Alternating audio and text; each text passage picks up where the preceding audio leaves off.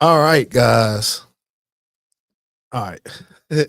We like what almost an hour and a half late, and yeah, we finna get started. We found some stuff out, but hey, at the end of the day got to end. That's how I'm feeling. But shout out to y'all, man. I appreciate y'all that's tuning in. Y'all know what to do. Like, subscribe. First, us doing this, so of course it's a Friday. It's been you know what? How my Friday started, I felt like it was gonna go like this. So it's just been one of them days. Like if I could play music, that's what we'll play right now. It's one of those days. Um, but let me see what the chat talking about. Shout out to everybody in there. Shout out to Before the Billions, Kenny Lewis. We not going down the rabbit hole. Hacker Valley Media. What's going on, man? What is going on? So just to wait till we get a little bit more people in here, we're just gonna ahead and talk about like last week. It was Thanksgiving. It was. I ate good. What you ate? My little pescatarian diet. Whole bunch of sides, plate full of sides. Hey, that sounds like an album, plate full of sides. No, but my cousins, they made some stuffed salmon, so tore that down. But for the most part, I had your average, typical sides. What about you? I didn't really eat much. To be honest, macaroni and cheese, smoked turkey by my boy Eric, Big Baby Younger. If you're in Shreveport, get out for food for real. It was fire, dressing, running me out. But you know what? We didn't like eat a lot of food. Like when we first touched down back home, we went and got some Southern Classic chicken. Matter of fact, before we left, we got some more Southern classic chicken. And yeah, I'm not really into like eating a lot of leftover Thanksgiving food. I ate leftovers the next day, and then I was kind of pretty much done with it. It's different when you don't eat meat. It is. It just don't hit the same. But I did have I had daiquiris like back to back night for sure. you had daiquiris? Yeah. I had tequila. Mm, Enough of it too. I bet. I bet. And then after that, we had the Friendsgiving. Friendsgiving was pretty fun. Friendsgiving was an hour away from me. I know. That's A whole hour. I sent it because I was like, I forgot, like they far. I think it would have been more feasible if I was already out. Yeah. Right? Yeah. Because then it don't feel that bad. Yeah. It was cool. I forgot what time we left, about 9, 10, whatever. We had fun. Good little time. The girls got their solo on. I had got for like a housewarming gift. I got Marquise like the JBL party box speaker. Oh yeah. And then I got him some microphones to go with it. Mm-hmm. Also like karaoke. We were trying to get to that, but they was acting scared. So y'all weren't drunk enough. Natalie decided to That's her own karaoke. So she got these couple of songs that she sing that I listen to all the time when I take them to school and stuff. So I put them on and let her sing, and she tried to rap the songs that I listened to, and we went from there. But enough about that. I know you guys are here. Y'all see the title, and I gotta go. Let me find that article real quick, man. And it's about the United Healthcare CEO. And I probably need a more updated article. First of all, like what you think about it? Very ghetto, not demure, not mindful at all. I think it's actually crazy. It's not funny, so I'm not laughing at it, but it's just so outrageous that I don't know what I think of it because it's just so outrageous. Like fraud, middle of the day, early morning, people in their car, witnesses, backshot, bullet with words on it. That made me almost laugh. It was a lot. I don't know if we in a simulation at this point or we in an actual movie, but like who would think we'd be seeing this type of stuff? The crazy thing about it is like they showed it multiple times on multiple news networks. It's everywhere. But I think that's just kind of unfortunately the degree of the society we live in today. Like everything's on camera. Do you know how many deaths we've seen on camera? And so many that we are like desensitized to it. And I think that's probably why they said, well, we show them killing the black people. They show them Exactly. killing a white person. Yeah. And I found so I was on Twitter and it was a tweet. It was saying his last, well, not tweet. The tweet had it like one of his last LinkedIn posts, and it said, "We work every day to find ways to make healthcare more affordable, including reducing the cost of life-saving prescription drugs. I'm proud to work Chief Affordability Officer Matthew, I don't know what his name is, Matthew V, and his team are doing to reduce costs for members. Active affordability." Whatever he's talking about, because United Healthcare on their bull job, they're not covering all they need to cover with all this money that's coming out of my check. But that's a topic for another day. Let's see. Let's just dismiss this. So let's close some tabs out. But I think the last thing we want to talk about that is that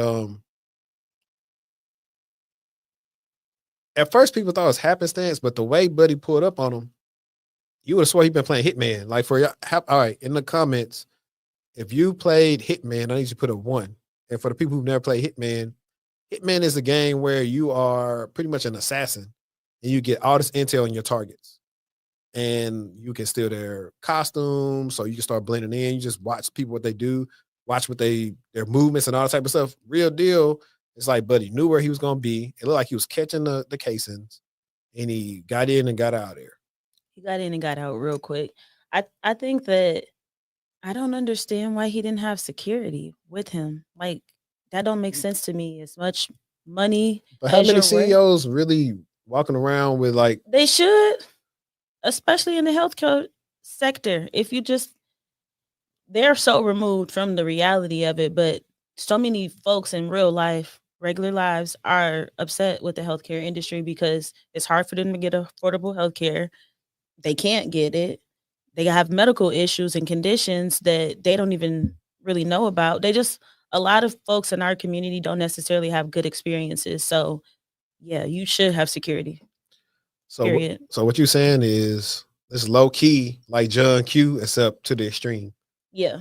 I mean, I don't know what his motive was, but yes, this is America. Absolutely. Absolutely. So they bring up a good point. Marissa Reese says he made some amateur mistakes, so I don't think that he was a professional hitman. I think he was out for revenge over a loved one. That could be true because I would have thought.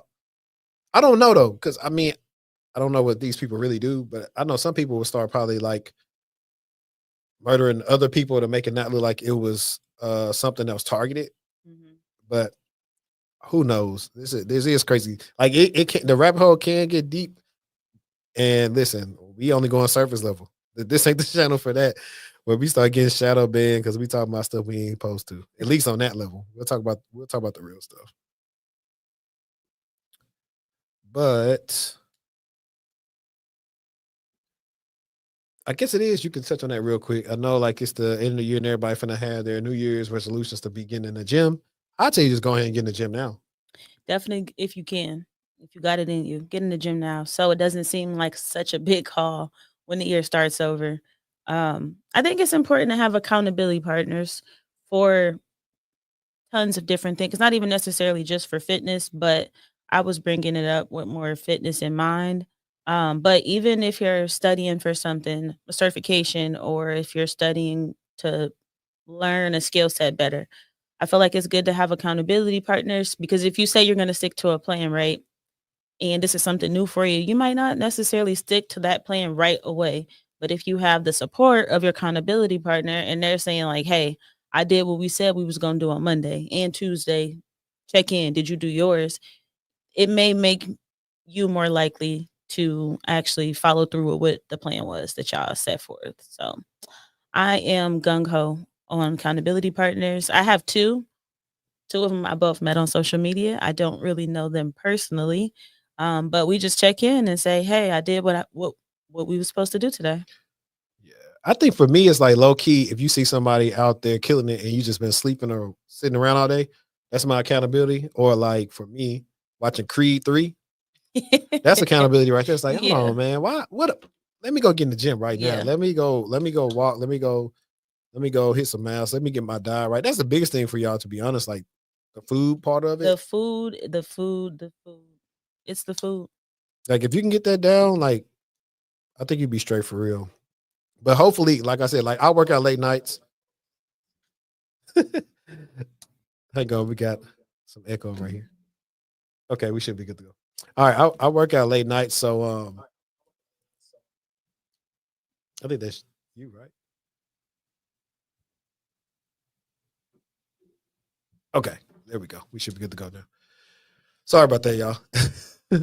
But I work out late night, so it's not that many people there. But if I was a bigger person, like I remember back in the days, I would work out before work, like at 5 or 6.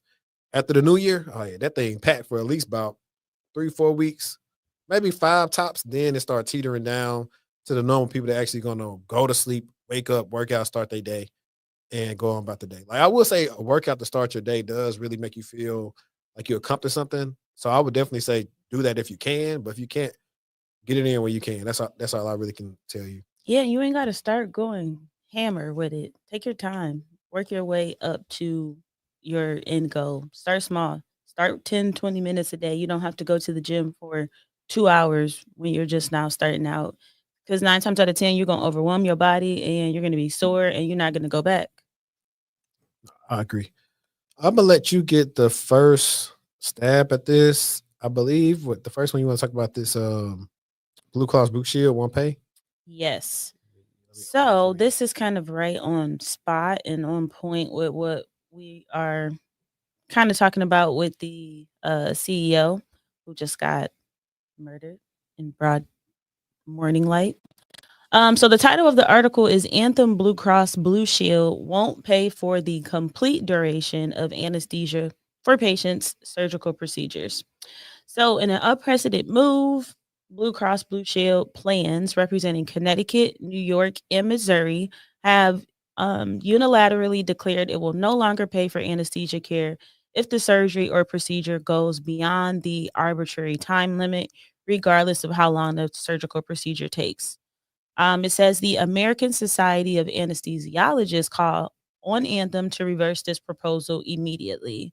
Anesthesiologists provide individualized care to every patient, carefully assessing the patient's health prior to the surgery, looking at existing diseases and medical conditions to determine the resources and medical expertise needed. Attending to the patient during the entire procedure, resolving unexpected complications that may arise and or extend the duration of the surgery, and working to ensure that the patient is comfortable during recovery.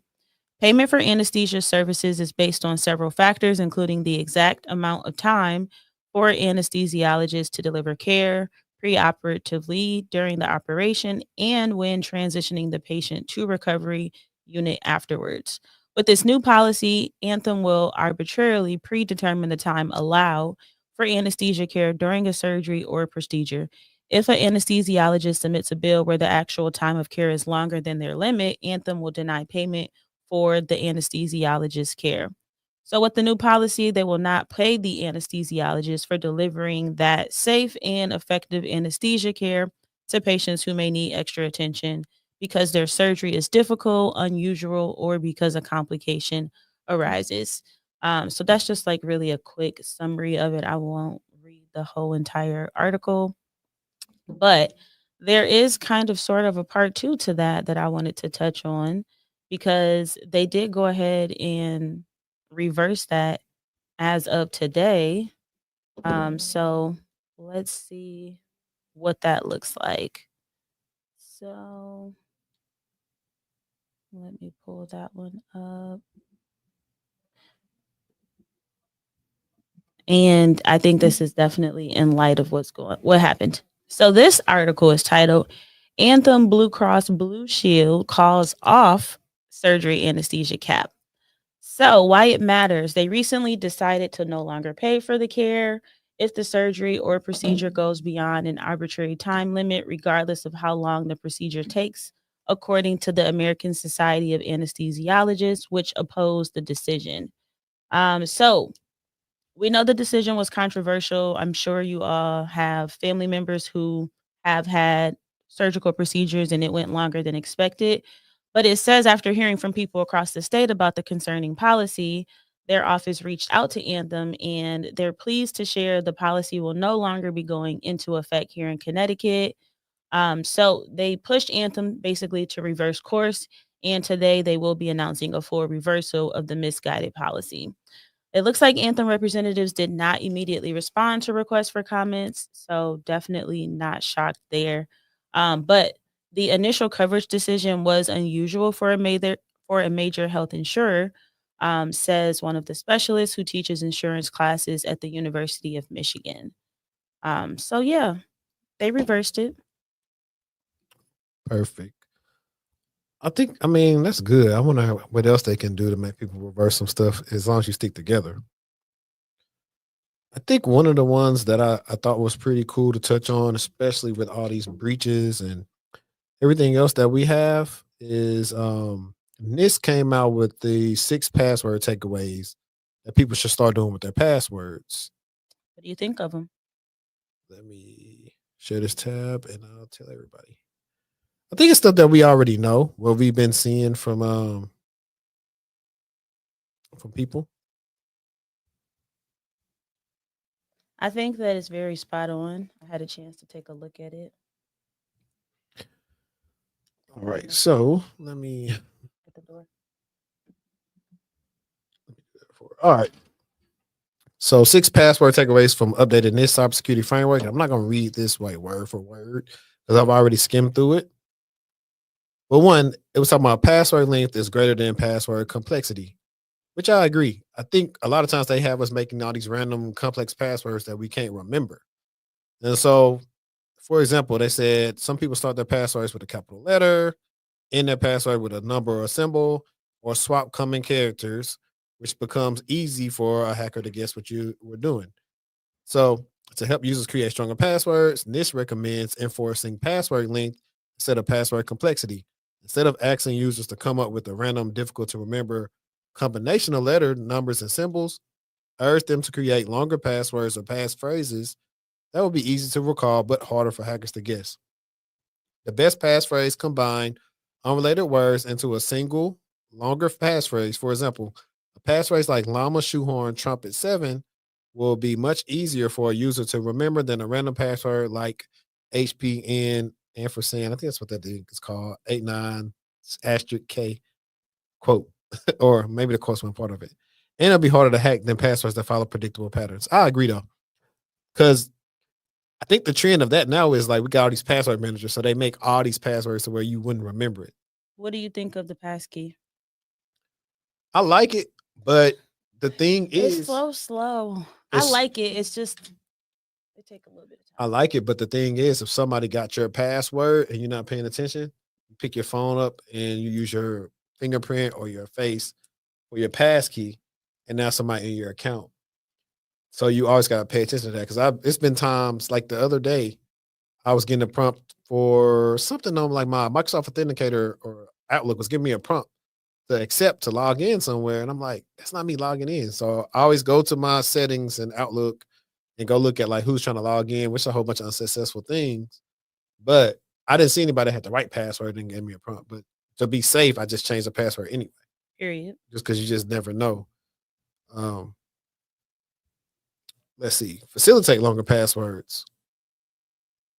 To maximize the security protection passwords provides, your password policies must be able to accommodate long passphrases. This recommends supporting up to 64 characters, far beyond what most users will need, but highly important for those prioritizing maximum security. While longer passwords increase cracking difficulty, they aren't invincible. Even a 64 character passphrase can become compromised through password reuse or being stolen by malware. Of course, I'm not even going to go through the implement MFA. You see this right here. Microsoft research shows that 99% of breached accounts lack MFA, but many organizations still treat MFA as a luxury rather than a necessity. No, seriously. Okay. I think it's crazy that there's a lot of organizations still today that you have to explain the risk that is present if they do not actually go through and implement it, especially for their administrative accounts. It should be implemented for everybody, but it absolutely should be implemented for those accounts. Yeah. And it's not for a lot of organizations. Tell me about it. That's when you start finding out, when you start doing the risk assessments. Yep. Avoid frequent password changes. I think this is a big one. Like you got these organizations that always make you change your password just when you remember the last one you had. I know this one because I talk to customers about this all the time. You should only change your password if your password has been compromised. And how would you know if it's been compromised? Well, you're using some sort of password solution tool that will allow you to know that, hey, we found your password on the dark web. So they have that. Or if there's some sign-on risk with your account. So those are like the two circumstances. Well, you got that one. You can, like you said, password solution, or like I got, Aura will tell you if your data's been found out there. You can try, if you don't have none of that, you can try, have I been pwned? Yeah. Frequently, just try that out. And it'll tell you if your password has been seen in some type of breach or whatever.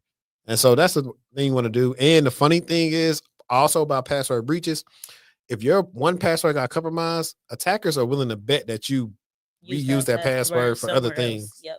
So that's the trap that you don't want to fall into. And it sucks because at one point in time, all you had to really remember was like maybe your social or something else. But now you got to remember all these passwords. You got to get the master password to get into the thing. You got to make sure you got your face right and got enough light for it to work. It's like at this point, people are like, bro, I'm over it. Like it takes too much to be secure. It definitely takes a lot. And this is so we already covered number 5, really. Like prevent the use of already breached passwords. Yep. I think is there one more? Yeah, it is. SecOps password auditor. Okay. I didn't even look at this picture, but cool. Discontinue password hints and other knowledge-based recovery.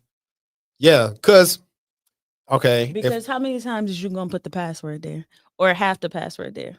Not even that though.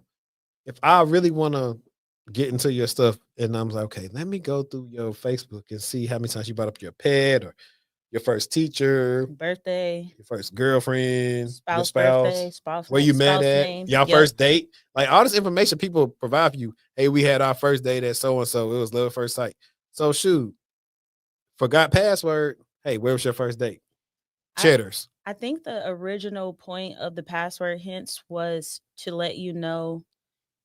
Like when I was working at PNC back in the day, I would know because it was a password hint and like a picture that you picked too.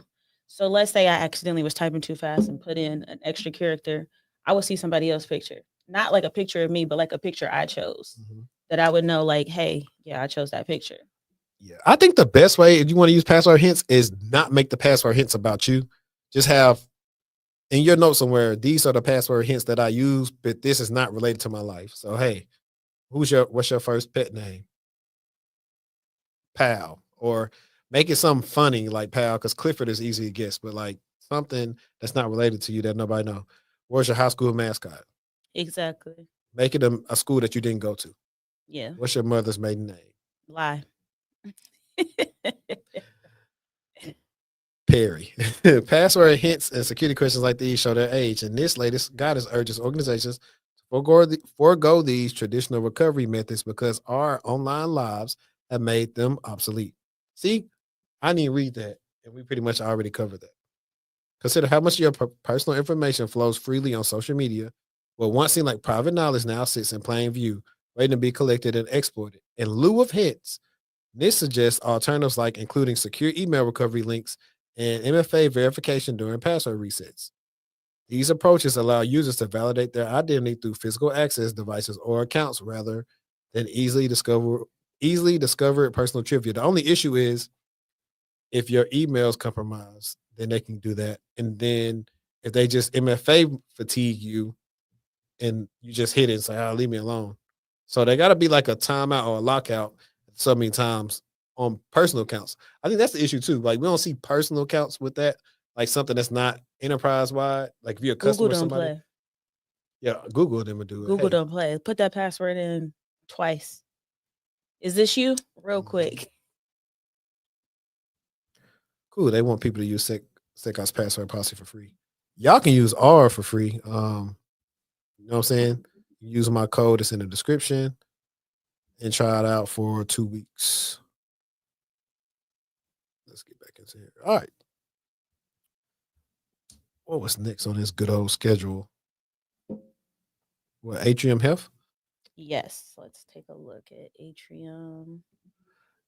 Another day, another breach. So, Atrium Atrium Health data breach impacts 585,000 people.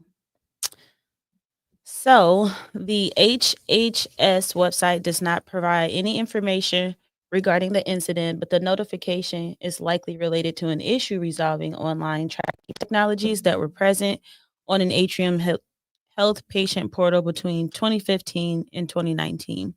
These commonly used internet technologies were utilized to help operate certain features of our patient portal and enhance the online experience for users. We have learned that during this time frame, these technologies may have transmitted certain personal information to third-party vendors such as Google and Facebook. Atrium told impacted individuals recently. The company said an internal review of the tracking technologies conducted in 2022 did not uncover any issues, but a more recent analysis of online technologies on the patient portal did reveal the possible exposure of information.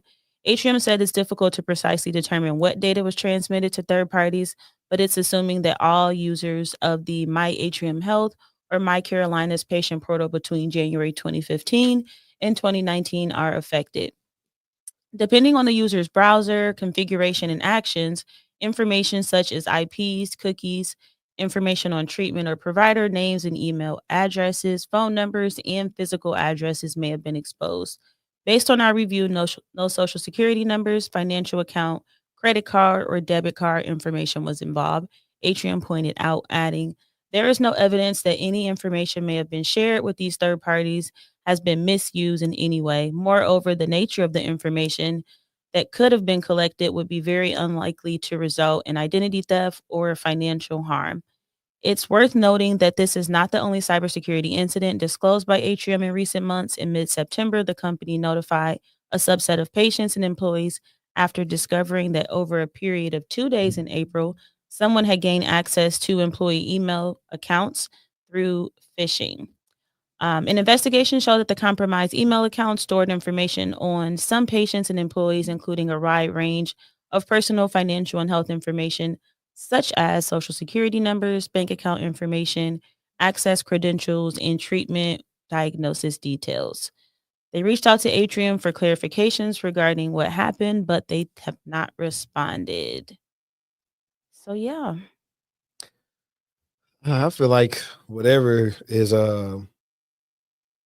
they said was exposed, saying that's not enough. I was like, look, it's a lot of information you can get from somebody's address and their phone number. It's them saying that they don't feel like it's gonna cause identity theft. Like you just said, all it takes is an address and or a phone number. Yep. Real quick. It don't take much. You can find out a lot of information on that.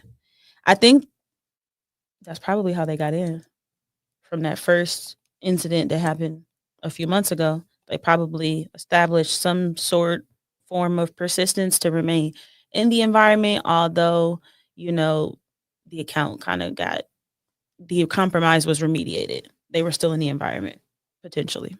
Yeah. That's one way.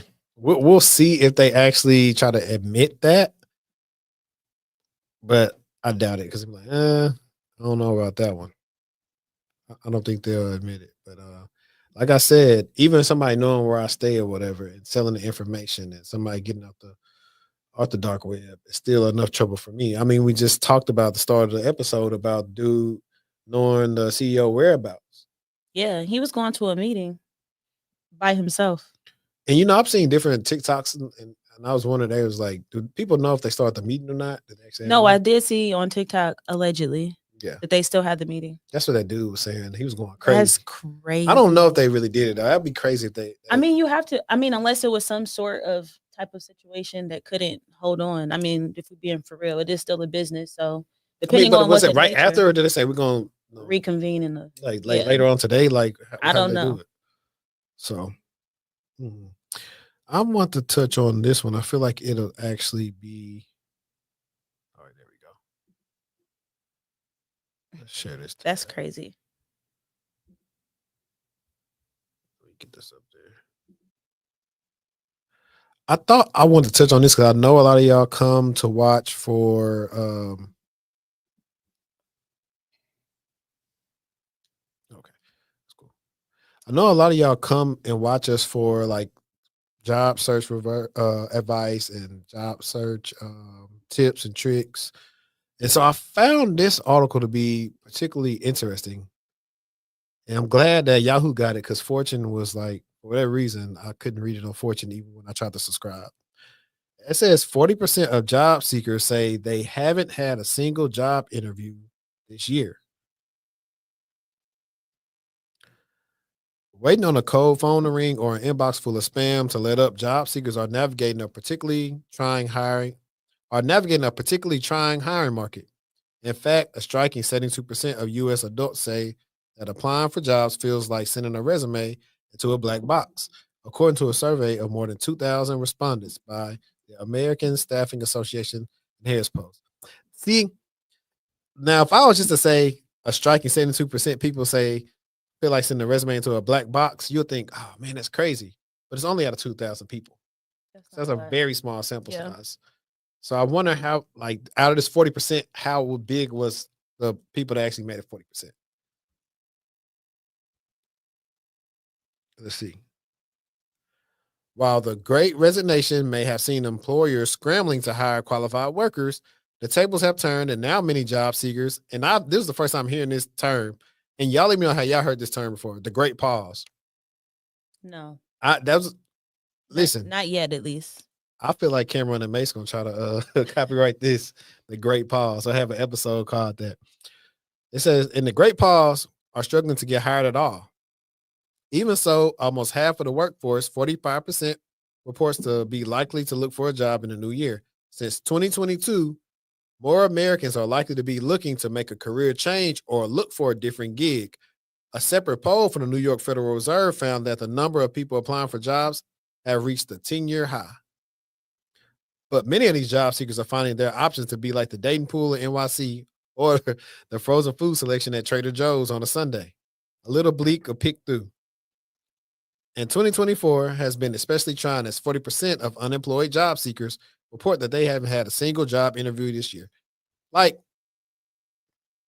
this, like, well, we almost at what? It's like 300 some days, right? Because 365 days in a year. So Yep. we passed 300 at this point.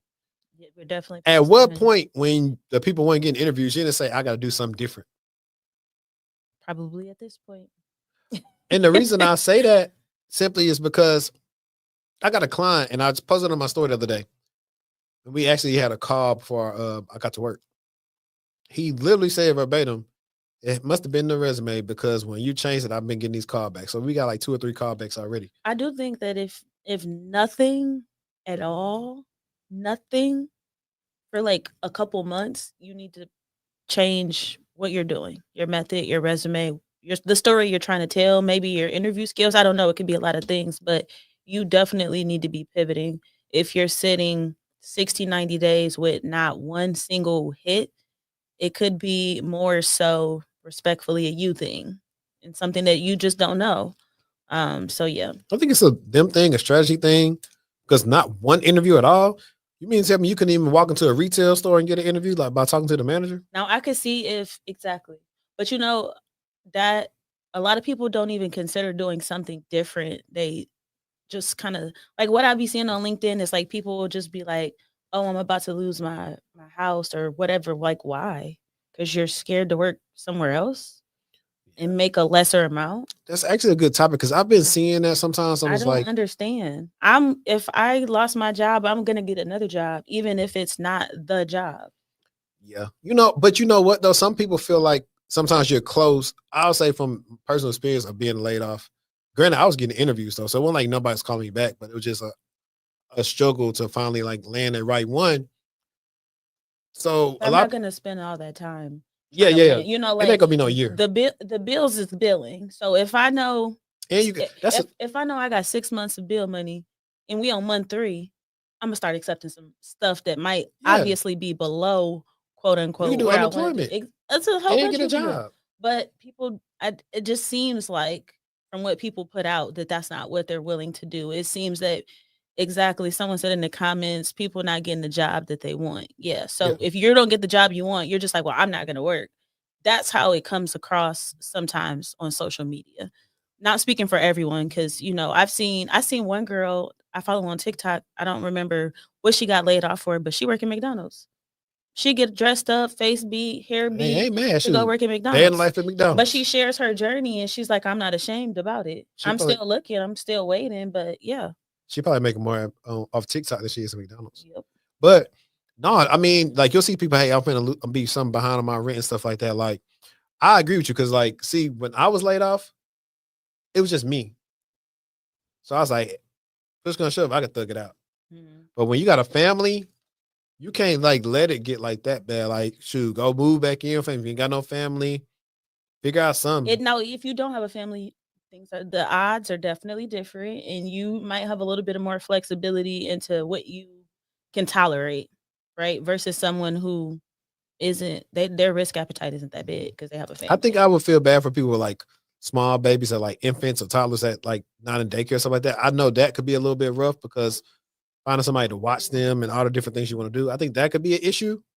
But for the most part, everybody else, I think they just need to, you know, do something till you can't. Hey, ain't no shame in earning a honest living. Ain't no shame until you get to where you want to get. I think I was watching one of them. It was either Pop the Balloon or something. I was like, see, people. I was like, people don't even respect people that have like a regular job no more. Like they want everybody to just have a glitz and glam life. I'm like, cut it out. So back into the article, employers have leverage. While many employees might be looking for the door, they're finding one shut in their faces. It's in part employers seeking to have leverage and a swing back from rosier years prior. It was a job seekers market in 2022 and early 2023. They need to go before that, 2020 late 2020 and 2021 as well. Adding that at one point, there were multiple job openings for every job seeker. Businesses didn't want to lose out on top workers at a time when so much top talent was resigning, so they hired more workers than they needed. Facts. This is a callback to my episode that I did with Tavion when we were talking about the people like some of the fangs that got let go. And I was talking about how we had these articles where fang workers was like, yo, we wasn't doing work. They just hired us so the other people, the competitor can hire us. So a lot of those people got laid off for sure because they weren't doing any work, which I know you're going to circle back into my LinkedIn post, which is going to be funny. So I believe that was happening as well. Since then, many employers have paused hiring, a decision Walquist attributes to macroeconomic uncertainty, high interest rates, and geopolitical concerns. As a result, job seekers are having a tougher time looking for work than they were just 2 years ago, he said. While I agree, I want to know, I guess, what fields these are that people are I having a don't think hard time in. I don't think that they paused on hiring per se. Like I feel like what does that mean? I don't know. I haven't seen one company not hire someone for a full year. I haven't seen that. Like they might not be hiring for what you're looking for, but I always see positions being posted by these companies. Even the companies that lay folks off, I still see them posting roles as well. So I think maybe we got to be careful when we say that because we could be just kind of thinking about and only being mindful of what we're looking for. And that's why I'm saying I want to know what If these I'm careers only are. looking for entry level roles and I don't see any for a year, then I'm going to feel like they put a pause on that. Yeah, I'll agree with you, and I'll disagree in the fact that I've experienced where you're in the interview process and they'll tell you, hey, either we got the budget or we put the role on hold. No, that's insane. Because we don't know, because that may happen to these people, but granted, it's an election year and the person who won has been president before, so they may be a little different. But when there is uncertainty, companies are like, you'll be through the whole process, and then you'll get to the end like, yeah, man, we couldn't get the offer approved because we just don't know what's gonna happen in Q1. We're gonna open it back up. The crazy thing is like, if you verbally offer me, I'm looking into my camera right now. If you verbally offer me and y'all gotta put the role on hold, do not make me re-interview. Just offer me when the money come back. Don't waste my time. I just think it's insane to it's a double whammy. Like you got to be appreciative of the fact that they didn't bring you on and let you go. One, but two, like why are we even getting this far and y'all don't even have the budget solidified? First of all, so that's where it could be funny too. Where hey, this the budget. Whoever used the money first, get it. So we've seen that happen to friends of ours. So yep. It's a lot of, and that's why I need to get like even more like HR people on here just to see that end part of it to make people understand because it's just a lot of stuff that we aren't privy to. We just normally doing our jobs. So yep. Let's see. Handshake notes that job creation on the platform has trailed behind 2023 levels, consistent with national trends. In turn, the number of applications per job has been significantly higher than any of the past 5 years, which creates a frantic environment. AI too has transformed the hiring process as many companies have turned to screening tools that turn away applicants that are not necessarily a match on paper, but could be a fit. But that's been happening. That's been going on. Yeah. So we're not going to attribute that to the rise in AI. People, they've been using ATS, they've been using these platforms, they've been using these solutions. So I don't necessarily agree with that. We're not going to just blame that one on AI. We can blame AI for something else. Yeah. And also it's like if you wasn't a match on paper, if you're not a match on paper, then that's when I say it's the resume. It gotta be. Because if you could be a good fit for the job, but it's not reflected on your experience, there's something that's not lining up there. I've looked at even resumes. I don't do resumes, but I've looked at resumes and I've been able to tell my friends, like, you're not telling the best story. Like, if I was hiring for this role that you just sent me, you're not tying into what I just told you I'm looking for. So that's like, you have to make sure you're telling the best story about whatever the specific role is you're applying for. So if you're applying for 5 different roles, you can't use the same resume for those roles. Yeah. Well, if they're 5 different roles. 5 different roles. That's the key. Roles. Yes, different and roles. That's what I was telling the client today. So it was like, you can tailor it, but I was like, honestly, if you could just apply the jobs that your skill set fits, it's actually like easier versus having to tailor so much. It can get a really meticulous and like old fast, especially if you're not like getting called back for interviews. Yeah. And don't even think about asking me about no cover letter. I'm not applying. Cover letter is crazy. Like that's only like state jobs. I'm like, I'm not finna take the person that But want you to put the could cover take letter. advantage of the cover letter option and just put something else there. Like Why are you making me do this? like a um like a walking deck. I don't know. I'll probably put something funny on there.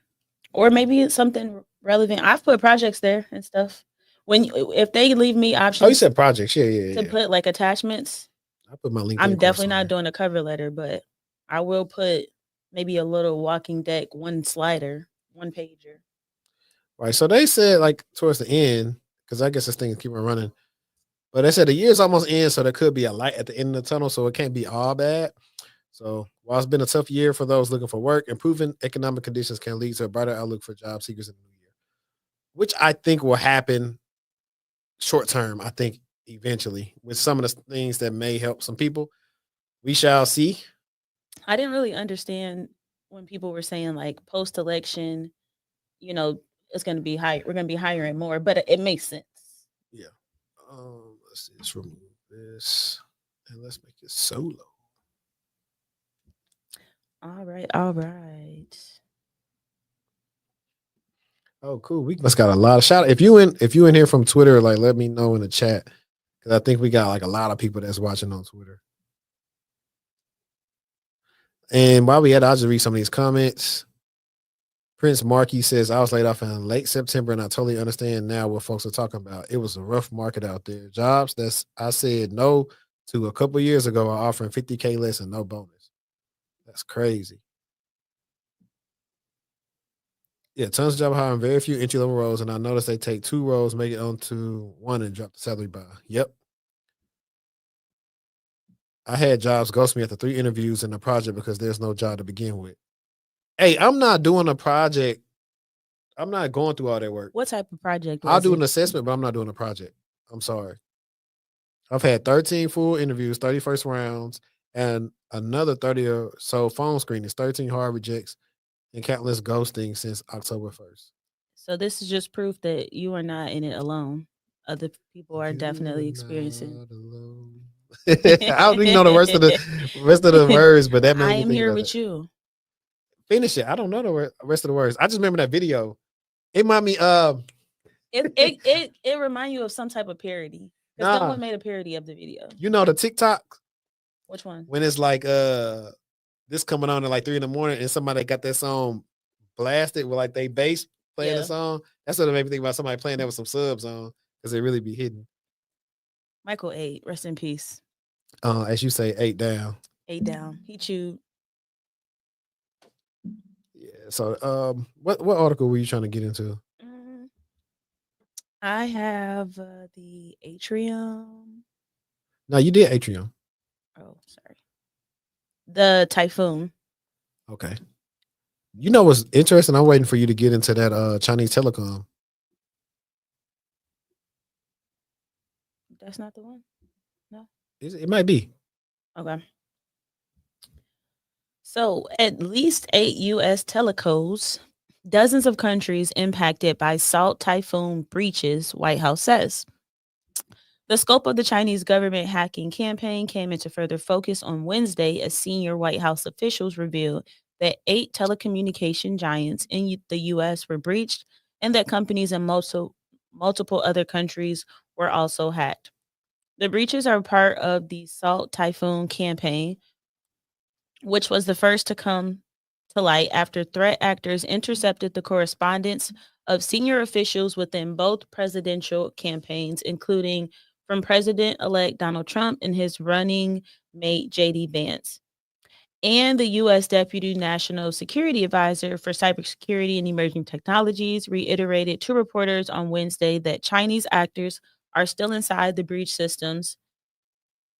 Neuberger said President Joe Biden has been briefed on the incident several times, and the White House has created a unified coordination group that meets daily to discuss the issue. The campaign has been underway, likely 1 to 2 years, and has compromised telecoms in the Indo-Pacific region, Europe, and elsewhere.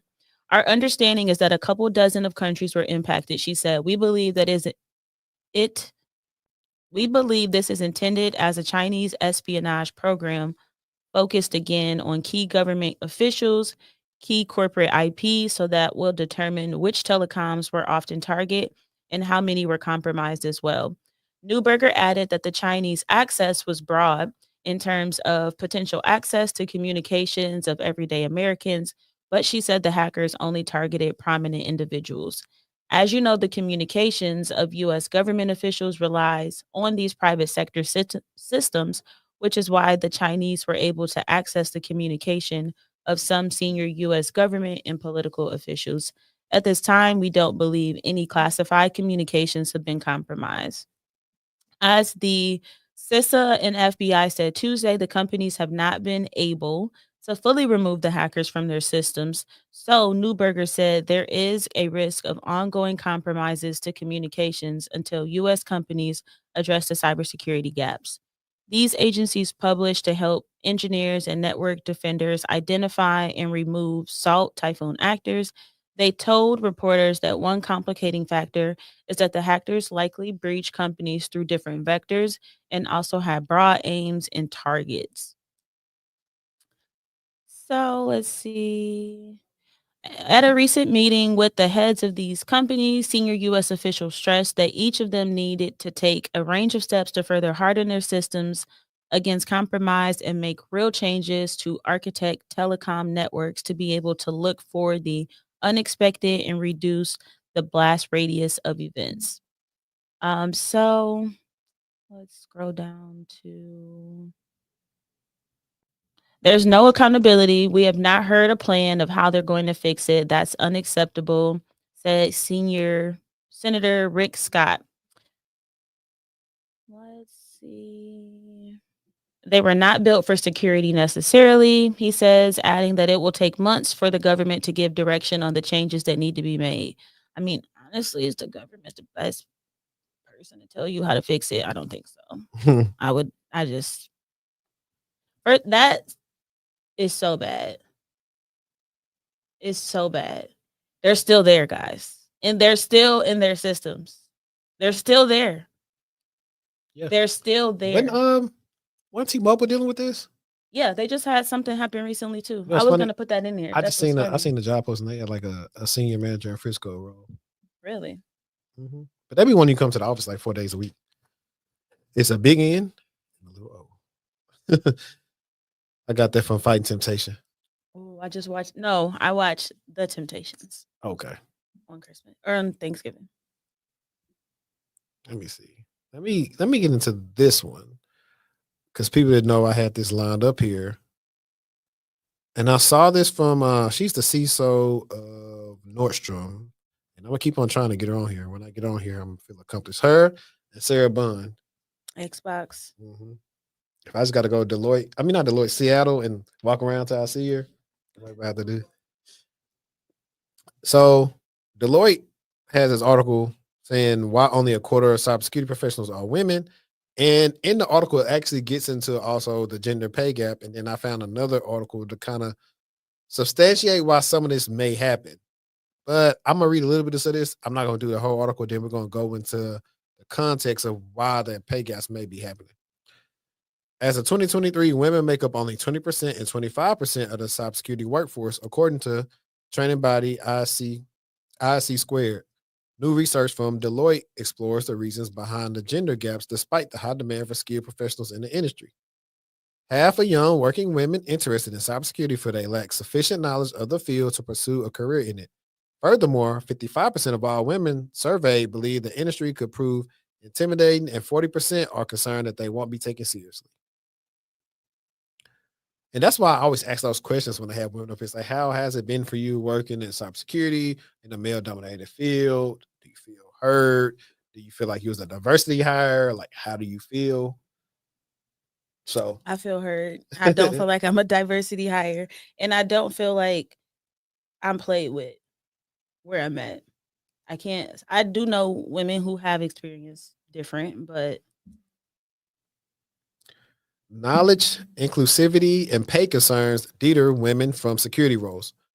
According to us, I don't know why that got me tongue tied tonight. According to ISC squared, 90% of organizations face cybersecurity skill shortages. The global deficit is predicted to reach over 85 million skilled professionals by 2030. In the UK, 35% of companies are struggling to permanently fill cyber roles, while 75% agree that there is an urgent skills gap. We've been talking about the skill gap for a while. If it's so much of a skill gap, it shouldn't make it hard to get in. Despite the opportunities available, young working women still feel discouraged from entering the industry, which female survey respondents attribute to three key limitations: a perceived need for cybersecurity expertise and a deep technology background, a great concern that the inclusive culture that they crave does not exist within the industry, three, the need for fair, transparent compensation. The second point is underscored by 51% of female respondents indicating that they don't think there is room for someone like them in cybersecurity. And the same percentage feel that they wouldn't fit in or be able to express them authentic selves in the industry. A 2023 study found that 83% of female security professionals have experienced exclusion at least once in areas such as career growth, respect, recognition, access, and workplace policies. Compensation is also a valid concern. Cybersecurity salaries are slightly higher for men than women, averaging $148,035 for men and $141,066 for women. In the US, or $115,003 for men and $109,609 for women globally, according to IC squared. However, researchers say the industry appears to have more pay parity than the broader US labor market. These three primary concerns do not appear to impact men, while only 23% of working women have considered cybersecurity as a career. The percentage is 35% for men. But despite the deterrence, women are aware of the benefits by joining the cyber industry. The Deloitte survey found that 48% of working women think there is a lot of growth potential within cyber, and 44% says the industry could offer them a thriving career. Now, I want to go into the pay gap thing. I don't like the second point. About what's the second point? The second point where it just sounded like really emotional, very typical for what a woman, quote unquote, would say. What was the second point I didn't hear? A great concern that the culture does not create, like the culture they crave does not exist. Yeah, what does that mean? What I kind of don't culture like do that. they Like, crave? what does that mean as a woman? I don't like that. And they said that like the second part is like Yeah, I don't agree.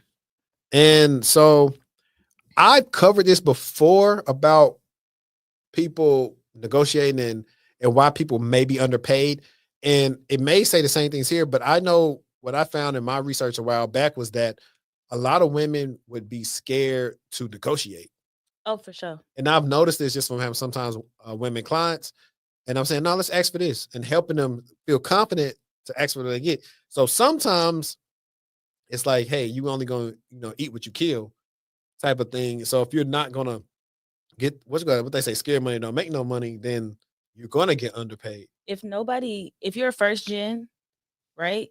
If you're a first gen and nobody ever really tells you how to be better, do better, when it comes to negotiating, you're not going to. You might hear some numbers that you never thought you would hear, and you just, yep, I'm gonna accept that. I'm gonna go for that. So I can definitely see that happening.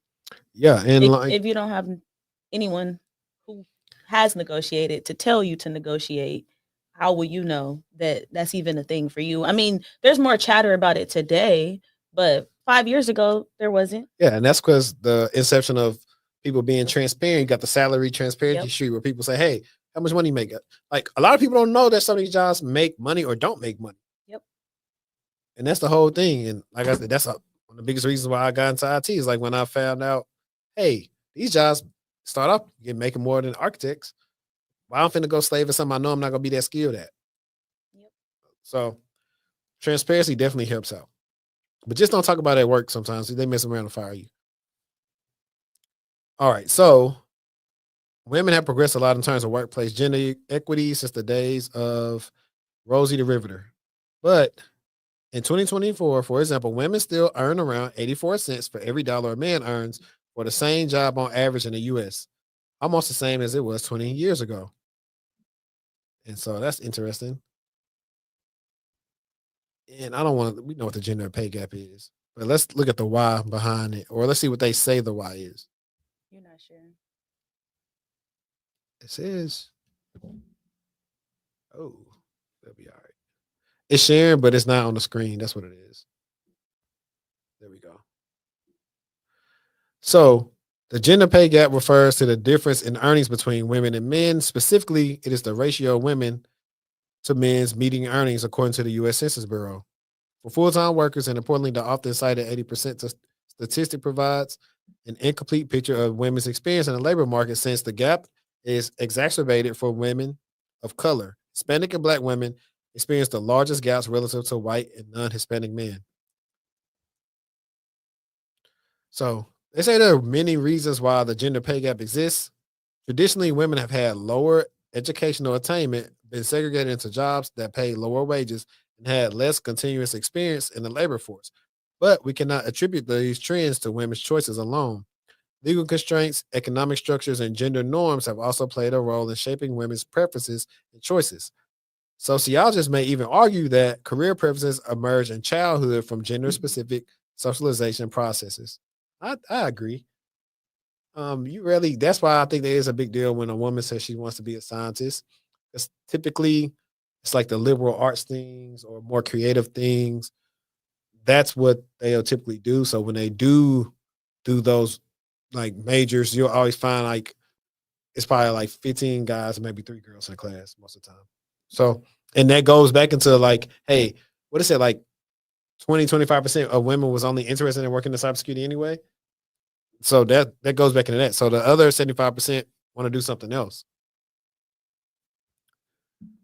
Let's see. On the demand side, gender discrimination at the point of hiring beyond has contributed to lower pay and fewer promotional opportunities for women. However, it is difficult to measure the extent to which implicit and explicit attitudes of employers account for the wage gap. Let's see. Regarding MBA graduates, the gender wage gap tends to increase over time. Researchers at one top program examined multiple cohorts of MBA graduates 13 years following graduation and found that Parenthood impacted women's earnings more so than men's. At 13 years out from graduation, women were earning 56% of what their male classmates earned. Factors like taking time away from work, working even a few hours fewer per week, were found to have tremendous impact on women's earning later in careers.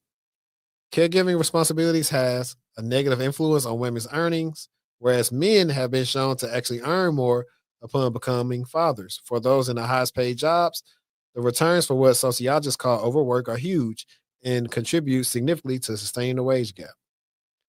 And let's see what this says. At a more micro level, we also know from experimental research in social psychology that women receive less credit and also claim less credit for their work when engaged in joint tasks with men.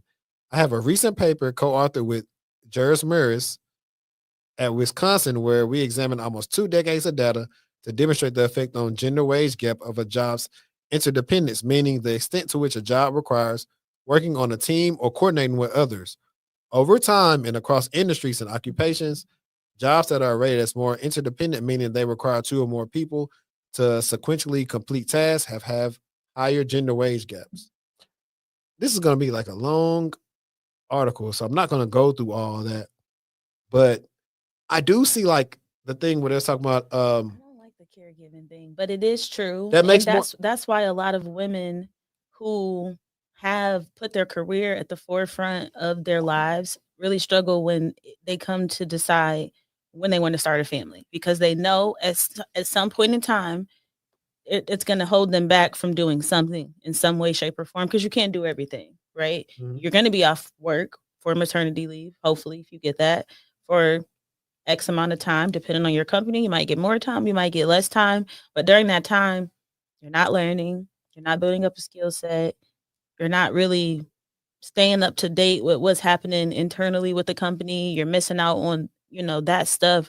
And it does suck because, that's kind of not what we were put here for. But like, who's going to bring the babies in? Yeah. And I can see from, like they said, socialization and society norms of them perceiving why men should make more because they feel like they're the providers and the women with the kids and the children typically would be at home, homemakers, and doing other things. So I could see why they would feel like the men should make more. But now it's like it's very different. You do have a lot more career driven women, but I'll see women that's like very successful be like, I just want to get scooped about a rich man and take care of my kids at the house. So that's one of the things too. It's like when you really think about it in your heart of hearts, and I think this is not want to turn into one of these sexist shows or anything, but in the heart of hearts are thinking about who wants to work and who doesn't. And then you talk about what type of work somebody would do. That's when you start seeing like I guess the true nature of what somebody would really do if they didn't have to do things to provide for themselves. Yeah. So I think that's what a lot of stuff stems into. Cause like who wouldn't want to like think about it when it is the people who have kids or who are full-time moms, they get this like you got to miss certain things because you got to work. Whereas at least for a certain point in the kid's life, you could be at everything. You don't have to worry about that. That's you like you're feeling a part of their life. I think a lot of people like they struggle with this, like, dang, I'm missing all this stuff, but I gotta work for them. They said I wish I didn't have to. Hey, I'm sorry I can't come to the thing because I do this and that. I think a woman would have a harder time saying that than a man would, like, hey, I gotta work. It is what it is. And he's like, I'm gonna try to come to something, but hey, I gotta keep this roof and everything over your head, or I gotta keep this money coming, and it's what it is. I think it depends on the person too. Yeah. Because you have some men that feel like that, and then you also have some women who can be quote unquote. I'm not saying you're heartless because I don't think you're heartless, but people would read that as heartless, right? Some folks would read that as heartless. You got a big project you got to close on. Your baby got a winter concert. You can't make the concert because you need to be at work. Like I said, you can't do everything at once. Some days you're going to be a better mom. Some days you're going to be a better employee. But it's just really about finding that balance. Yeah, I think the solution is to have a live-in grandparent like across. Yeah, close. But it In the sucks close though, vicinity. because if it's But the multiple, grandparents, they outside. I just thought about Beat King, but no, I mean that's a good point. And think about it, everybody don't have a family with like one child. And everybody don't have a community to support them. Everybody don't have parents, grandparents, aunts, uncles, Yep. cousins that are willing to step in. Not only that, everybody don't have family that you want to step in. Like that's the one people are forgetting about. Take that part right on up. Sometimes you don't want them to have Yeah, nothing to do with your kids. can't go over there. Don't worry about it. We'll figure it out. Is the Mhm. stance that a lot of people take. Let's see. Put this on there. You had I think that was the it. encrypted messaging app. That's the one I'm talking about. See, that's the other one, the other telco one I said. Which one? The FBI urged Americans to use encrypted messaging Oh, apps. yes. Okay. Let's chat about this one. So this is titled CISA FBI urge Americans to use encrypted messaging apps to combat Chinese teleco hackers. So US government officials said Tuesday that the China-backed hacking group dubbed Salt Typhoon, we just talked about them, are still inside some of the networks of America's largest phone and internet providers weeks after the long-running campaign first came to light. Cybersecurity agency CISA said in a call with reporters the affected telecom giants are still trying to evict the hackers, in part because it's unclear what the hackers are aiming to accomplish. News first broke in October that South Typhoon was reportedly deep inside the networks of AT&T, Verizon, and Lumen, formerly CenturyLink, among others. T-Mobile said it was targeted but largely rebuffed the attackers. The access allowed the Chinese hackers to access real-time unencrypted calls and text messages as well as metadata about who the communications were sent to and from as they traveled over the phone carriers' networks. U.S. officials believe the industry-wide hacks may be China trying to carry out a wide-ranging spying operation as the hackers were found accessing the communications of U.S. officials and senior Americans, including presidential candidates. Salt Typhoon is also believed to be targeting systems that house much of the U.S. government's requests, which may help to identify Chinese individuals under U.S. government surveillance. On the call Tuesday, officials from CISA and the FBI urged Americans to use encrypted messaging apps to avoid having their communications intercepted by Chinese spies or other hacking groups. Encryption is your friend, whether it's on text message or if you have the capacity to use encrypted voice communication, said the CISA official.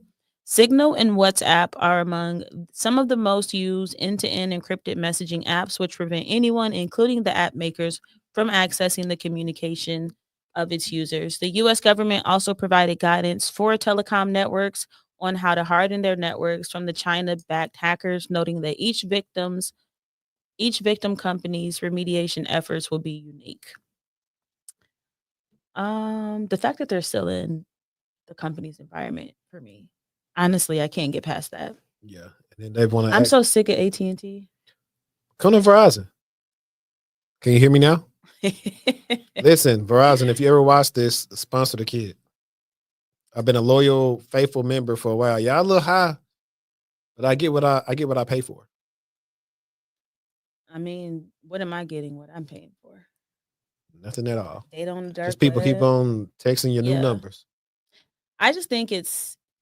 Let's talk about encrypting those type of messaging apps. WhatsApp. What was the other one? I think Signal. that's one of the things, the issue. So, for example, when I text Android people RCS, it's encrypted.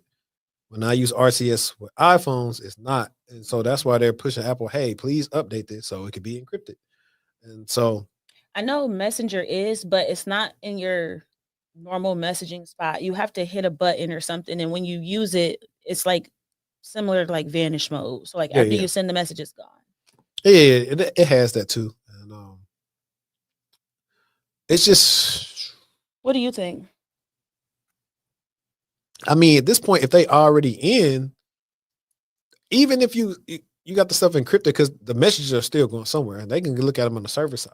Oh, for sure. So, I And mean, they could be querying, looking for. I mean, depending on what you're sending, right? We know the common formats of things: credit cards 4444, socials 324. Like we know what those look like. So don't send it, guys. They're still in the environment. If you're still with AT&T, Verizon, and Lumen, who is Lumen?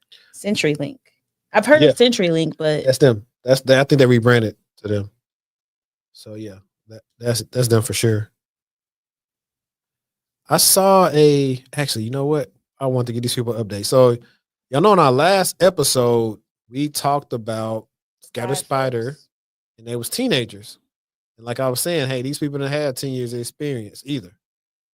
So let me put this on stage real quick. Why is it not presented?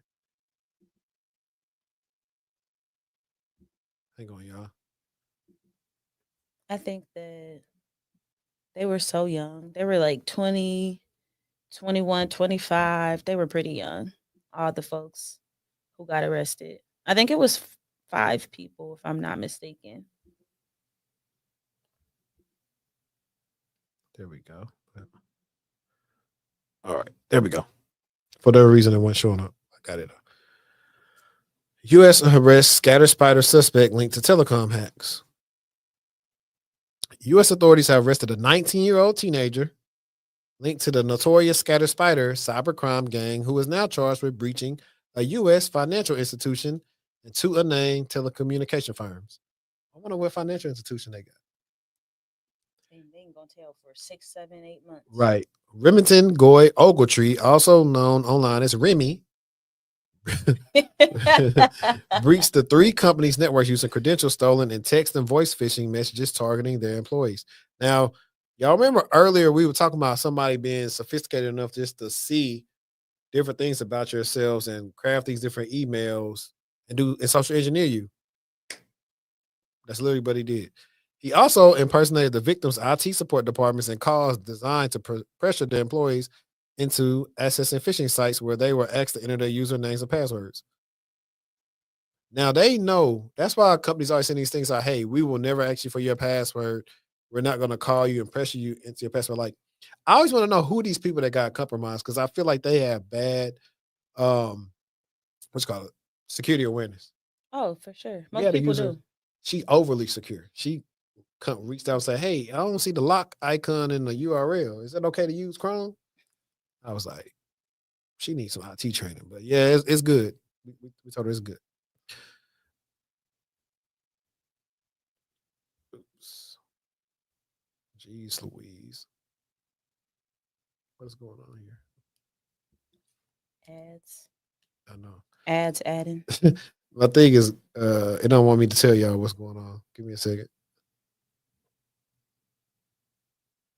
I think that's where we're at right here. Yeah. The U.S. financial institution allegedly hacked by Oaktree told the FBI that roughly 149 of its employees were targeted in a phishing campaign between late October 2023 and mid-November 2023. That redirected them to phishing landing pages impersonating the company. And to elaborate even more, these phishing landing pages probably were some typo squatted domains that look enough like a website that you would access from work. That's probably what happened, and the people weren't really paying I was attention. just about to say, and if you was busy clicking through emails, They wanted emails. It had to be. I want to say they did it through phone, because that's how they like to get down. And if you can fish somebody on the phone and get them to click a link on their phone, there's a small window of opportunity where they're not on a corporate network where the threat can't be mitigated as fast as if they clicked on it on a work computer. yeah. So that's why I want to say that they got them from the phone. A review of screenshots of the phishing messages reveals statements intended to mislead the employees into providing their credentials, including fraudulent messages claiming their employee benefits package was updated and your employee schedule has been modified. Some of the phishing messages told employers that they had an inquiry from HR or that their VPN profile was updated. Who falling for this stuff? Also, between October 2023 and May 2024, Ogletree uses access to telecom systems to send over 8.6 million phishing text messages to phone numbers across the United States designed to help steal recipients' cryptocurrency. My boy, my boy, my boy. He was going ham. He was going sick. Earn a balance now is available with y'all at your common sense, man. If you know you ain't got no crypto, why even pay attention to it? As Trend Micro reported in October 2023, some of these attacks targeted the customers of legitimate crypto platforms, Gemini and KuCoin, using the yourgeminiclaims.net and KuCoinClaims.com domains. But see, the thing that the hackers always mess up on is they'll have a full number versus it's supposed to be like 6 digits, or it's like 5 digits, like one number, then a dash. Yeah. Whereas like something that actually came from like a company or something you signed in to get updates from. And that's where they messed up at. Because I got some BS the other day. Like I got something like, hey, you're what did it ask me? It was something, but it was like a full number. I said, man, child, please. I got a phishing message the other day that was the worst Canva looking situation with the URL there. Who's sending that? Right. In February, while searching his residence in Fort Worth, Texas, shout out to Funky Town, the FBI found extensive proof of Ogletree's criminal activity on his seized iPhone, including screenshots of phishing text impersonating a tech company, screenshots of credential harvesting phishing pages, and screenshots of crypto wallets with tens of thousands of dollars in cryptocurrency. Now, what kind of fool you got to be Screenshots. Get your car. to have your phone? What type of criminal you got to be to have your phone? He probably is bragging to his friends. It's the fact that he had the screenshots in his phone of the stuff you're doing. Evidence. I just know he had like went about him like he forgot about his digital footprint. He forgot. Like, fam, you don't even need that. And it was the iPhone. During his subsequent interview with the FBI, Ogletree said he knew people who commit all sorts of crime, and key Scattered Spider members, adding that the hacking group target business processes, outsourcing companies because they have less security than the companies they work for. And that goes back to a point that I've always talked about of how these third-party breaches and things happen. Hey, we know Apple is super secure, but we know Orange is a third-party company, and they ain't got the type of money or secure measures that Apple has. So we're going to hit up Orange hard, and we're going to squeeze them. That's what they do. So this is going back into what we covered on one of the last episodes with like all those other people they arrested. But as you can see, let me go to solo layout. As smart as the attackers are, they pretty dumb. The screenshots is crazy. On your iPhone. Like, why have any of that stuff at your house? Like, why have it in your phone? Think about it, this dude's a 19, so their brain's not fully developed. Definitely they probably stunned I know they probably bought some purses and everything else. He was in Fort Worth too, Hmm. real local. He probably had to pay for his protection so he didn't get robbed. So that's crazy. Boy was really in Fort Worth. Boy was on there standing by 19 Lee. years old. We need to ask Lee, do he know Right. him? If Lee, if you watching, do you know that man that was hacking with Scatter Spider? And I know it's another post. It was like a person was like, should they give up? Let me see. I think I got the screenshot because I know we gotta cover some of these TikToks real quick. Don't forget to do your LinkedIn. No, that's for you. Oh, excuse me. Yeah, you said you want to do it, but there's this post in the Black IT Network saying anyone else feel this urge to give up on tech altogether. Not trying to sound negative, but the way these companies are laying off and how they are treating their employees after offshoring their positions make it not worth it anymore. I have a degree and experience, and not only am I getting laid off, I'm witnessing the same company have them train their replacements.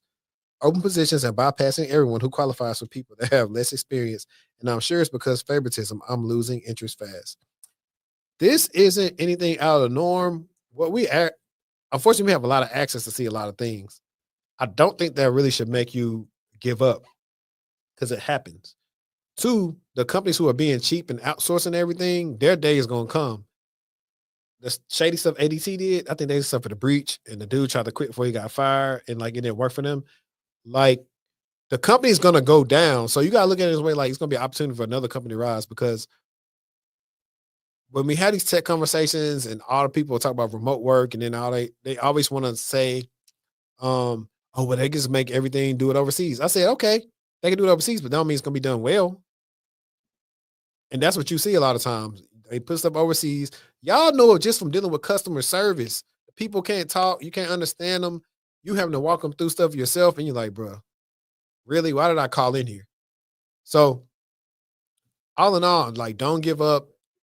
If you got experience, like we were talking about earlier with people who not getting interviews, figure out what's going wrong in your job search process, at least why you're not even getting interviews. And the second part is there could be some bias going on with the interviews and no advocacy for yourself to get the job, especially if you're very qualified. That's a whole other beast that's really hard to prove unless you got it on good authority or leak audio that somebody said like this person's more qualified, but I like this person more or something like that. So that's kind of what my advice would be to you. Yeah, if you're not getting any hits whatsoever, even what people consider to be lower dollar offers, then you definitely need to consider pivoting. And you're probably not telling the best story, and you probably don't know that. So reach out to my guy. Yeah, you could. I got some things in the works for y'all. But Destiny wanted to talk about a funny post that I made on LinkedIn that got a lot of engagement. Yes. So the post is real question here. When your headline shows ex Google, ex Meta, etc., what is that supposed to do? Imagine if I was labeling who I was the ex boyfriend of. LMAO. I don't understand it either, but I do understand it too. Like I get it, but it like some people be having X and they'll say 5 names. X Twitter, X Google, X Microsoft, X Facebook.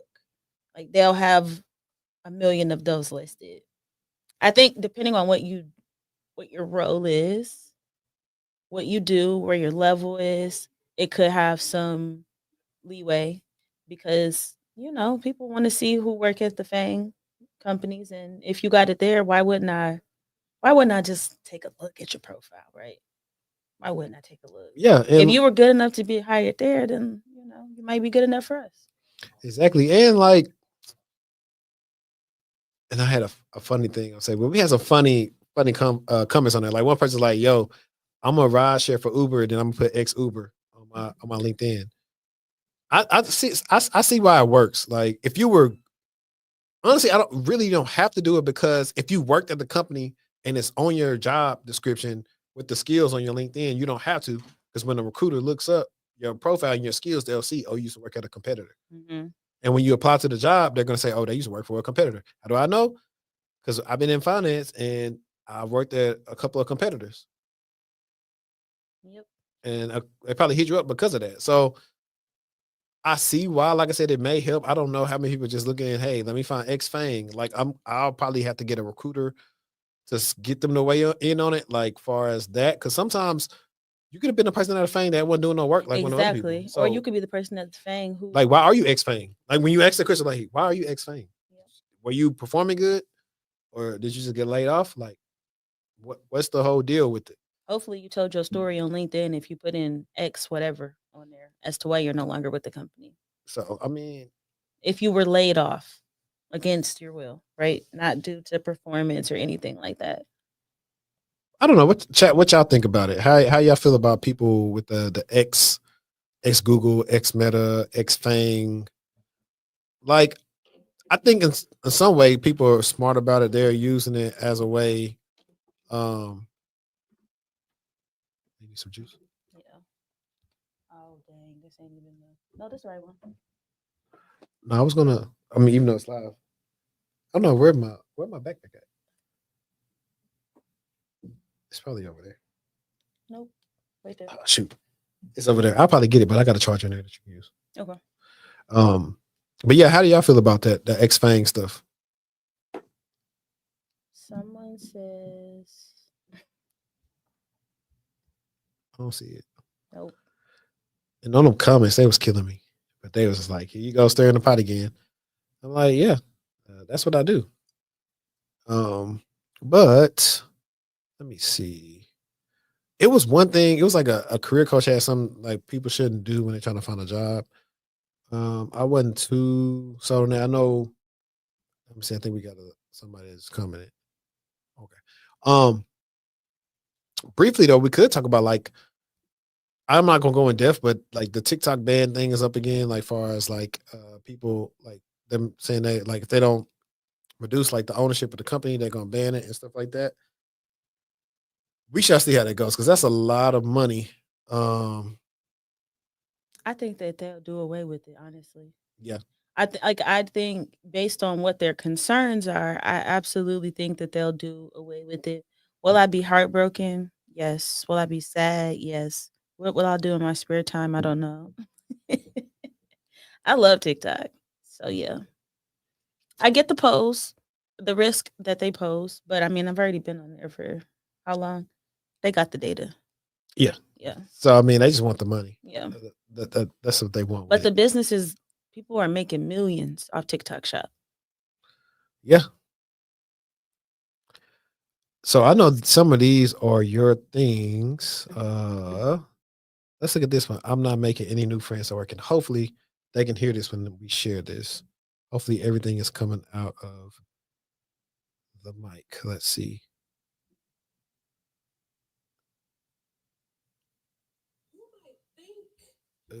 Let me see if I can change this to Roadcaster.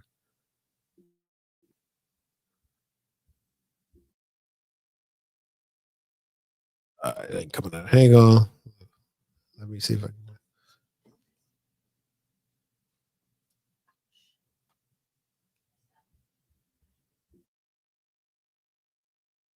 Perfect. Thank you. We hang in there with us, guys. We getting it in now. Let's see what they say. I think this one was about not making any friends at work. Yeah, I really resonated with this one. I'm sure y'all will too. This president.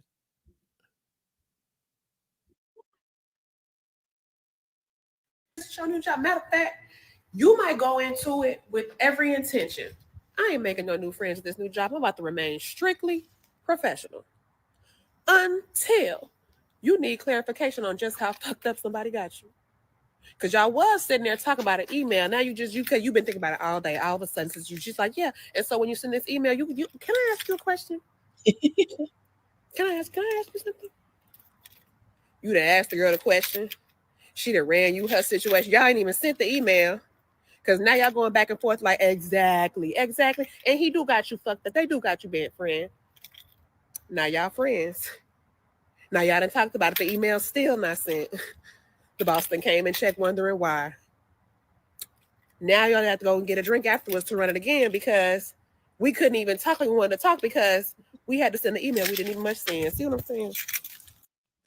You might Is that you? Definitely. Absolutely. Love my work friends. Love my work friends. Love my little work support group. You gonna be tried. It'll happen to everybody. You might not have a good day. You might need to fit to piggyback, bounce back off of someone else to get if they took what you took from it instead of you kind of feeling like you the one tripping. Yeah.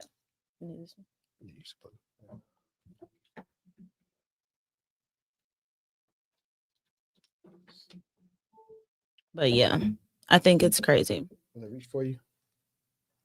No, but it's fine. It's Okay. fine. So if not, you could plug it in over here.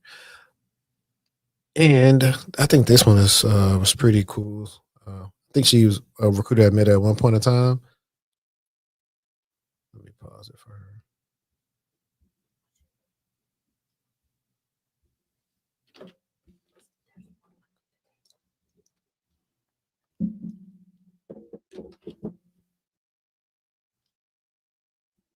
We listen and we do not judge. Hang on.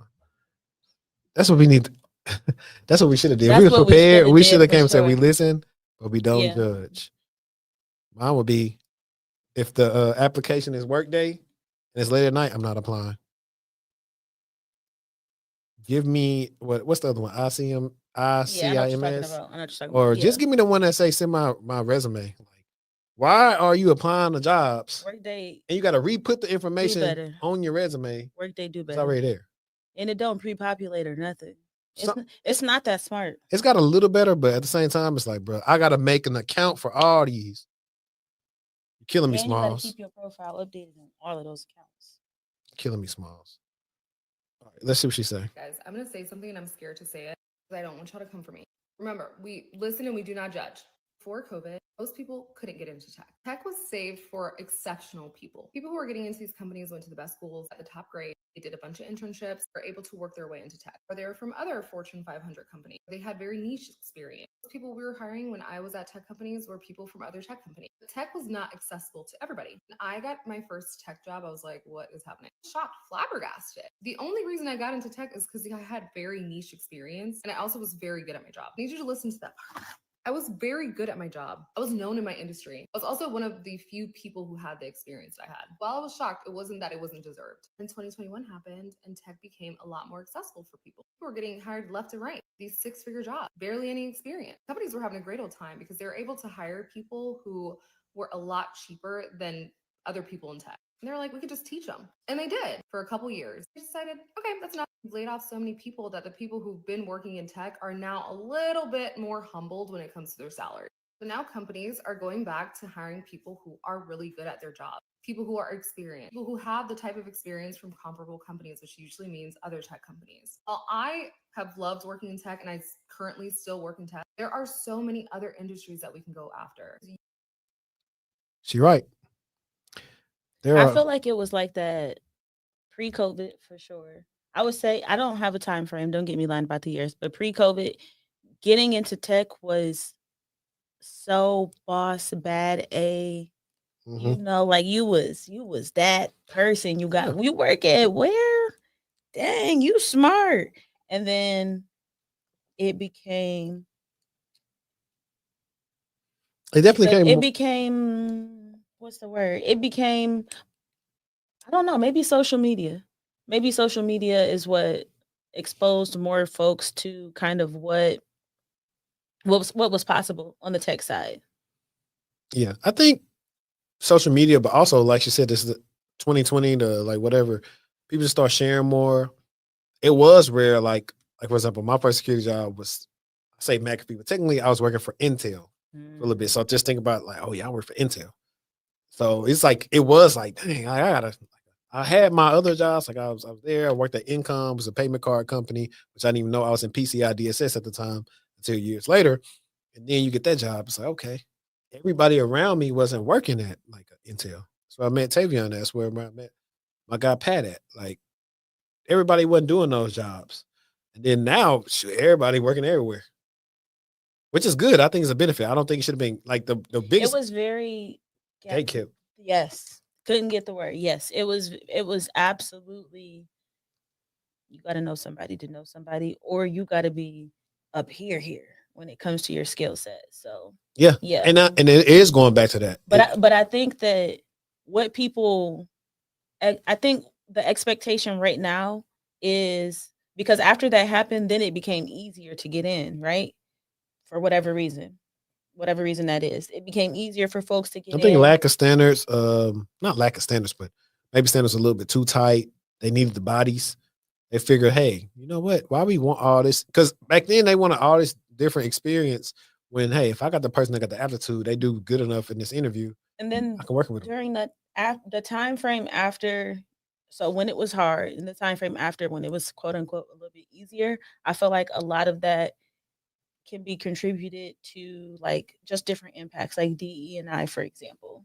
You have to open up, stretch out some of the requirements due to different whatever that you're following. So yeah, I think now it's going back to being more gate kept to get in.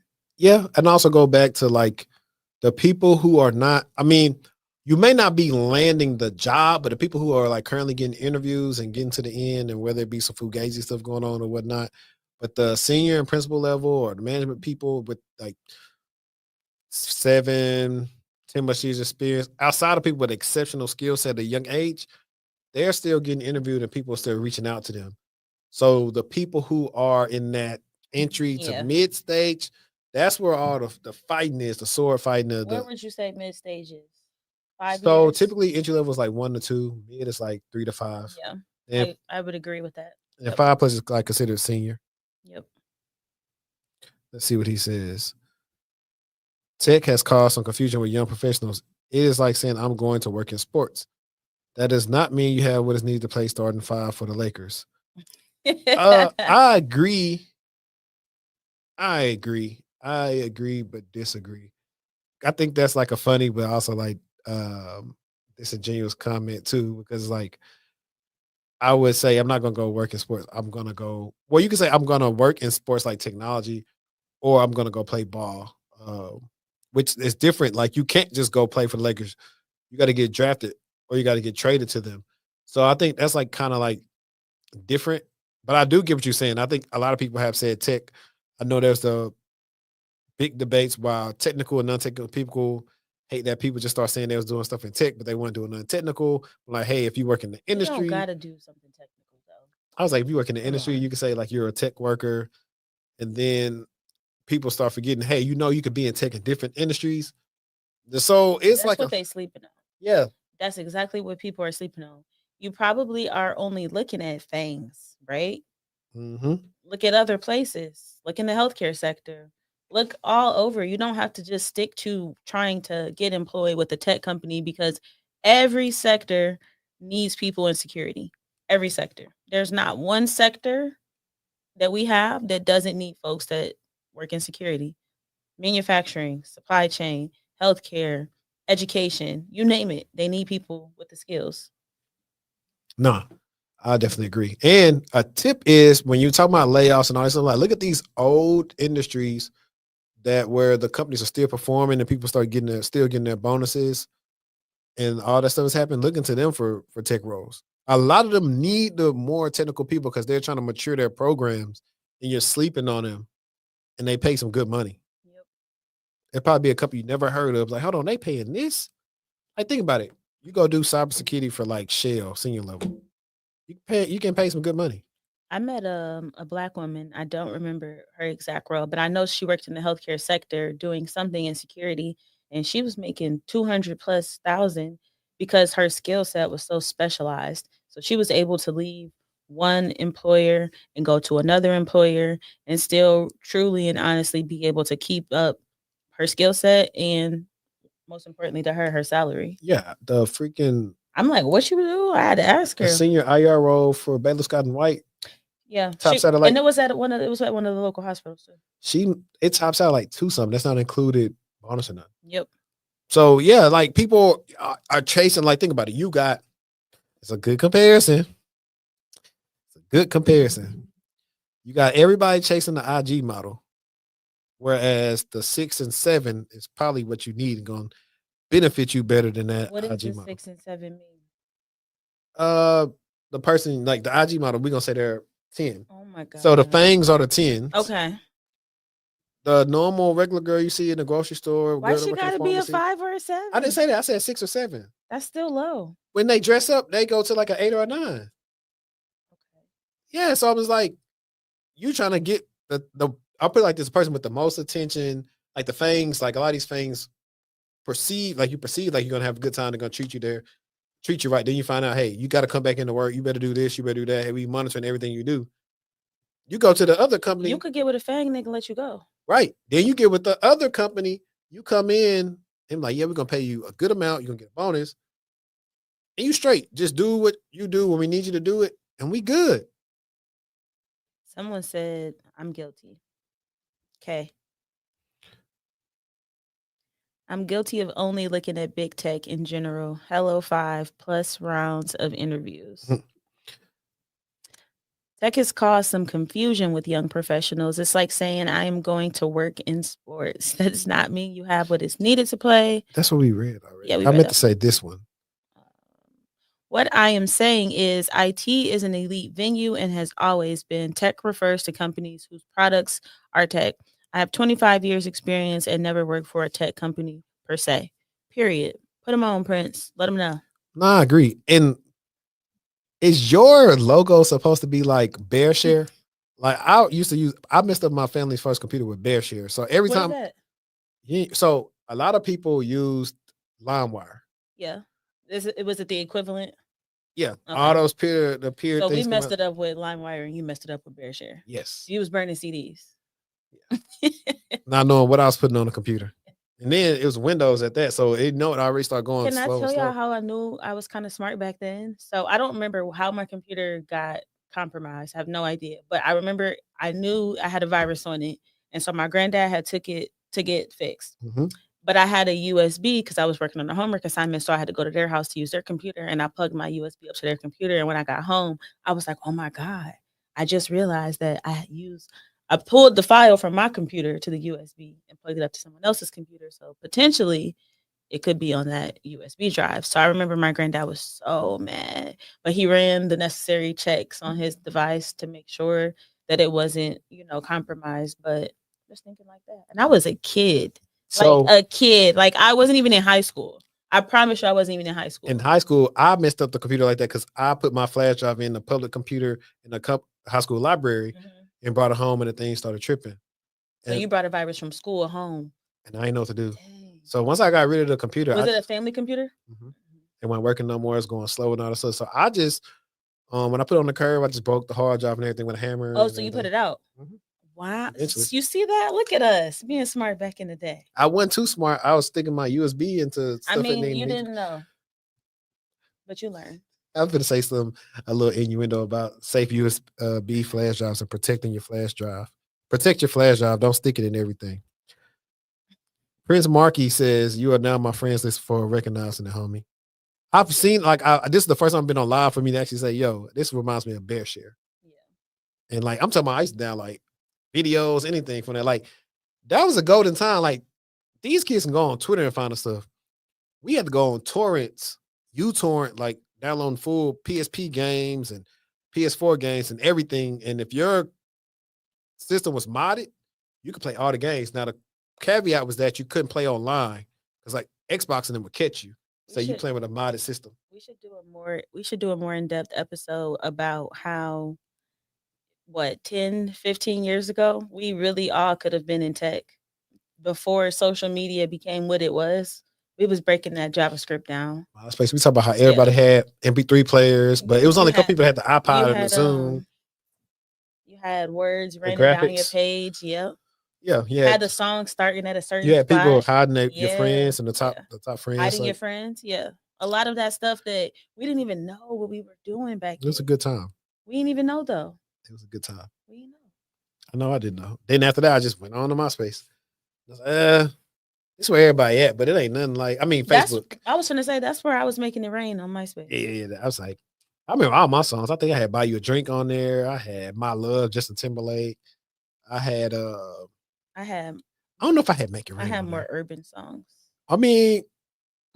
I would have like whatever was my favorite song. Cause back then, this is when you go to school and the radio was playing. Yeah. And the only station my mom listened to was the station that Steve Harvey Morning Show came on. So you hearing all that Jaheim and all that type of stuff in the morning before you go to school. Yeah, because I didn't get an MP3 player till the school. It's Like off real middle quick. school. So I remember putting all the songs on there. Well, before MP3 players, CD players, for sure. And then MP3 players came out, and it was a lot more convenient for you to be able to listen to what you wanted to. Do you want to touch on the work ethic in cyber or the strategic job hopping to increase compensation? The work ethic. Okay. Yeah.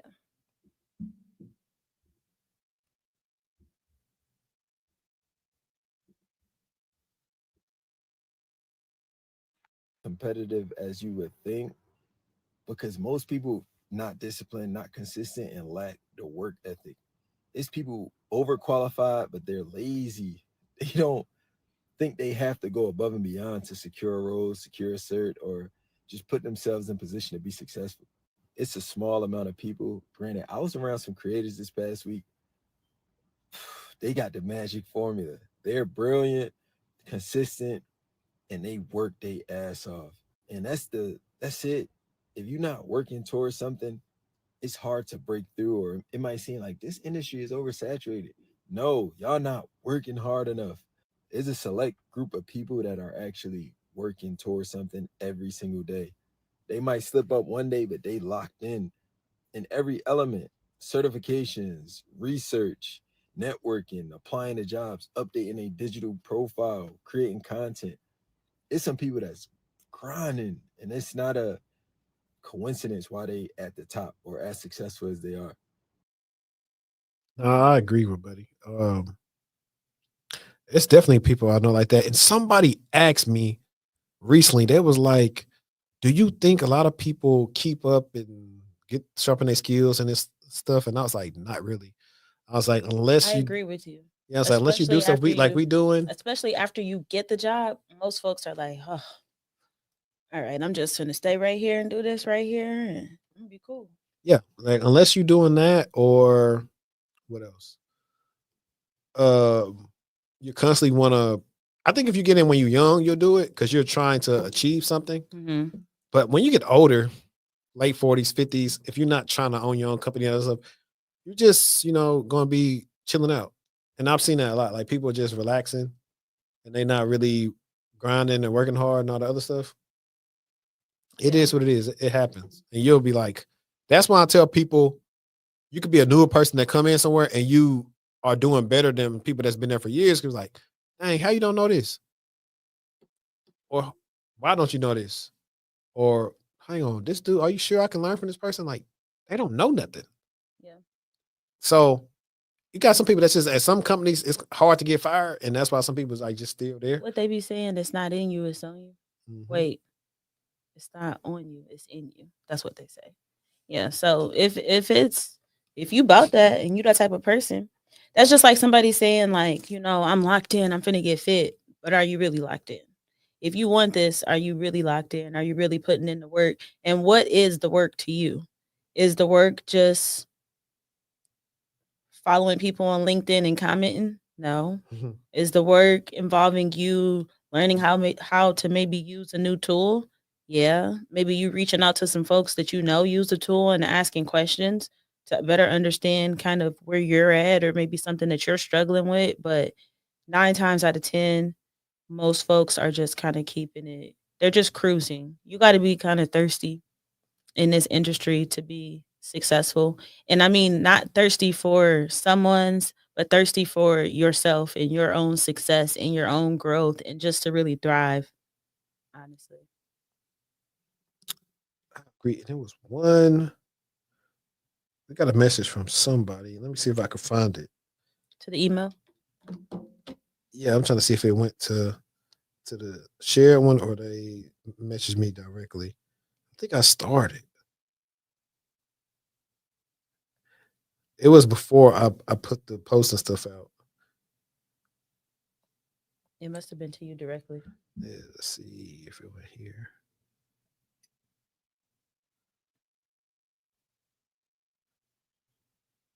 Okay. It's not there. So I think it's on my main one. Let's see. Prince said, correct. Temperament and aptitude are what matters in the elite arena. It is like a Kobe versus Iverson thing. Iverson immense talent, but lacking work ethic. Kobe, well, do I have to say it? Facts. How bad do you want it? But I don't. But see, I can't. You know what? I wasn't really watching AI like that though. I'm not talking about the I'm just talking about how bad you want it. Yeah, no, I was talking about what he said, the Kobe versus Iverson thing.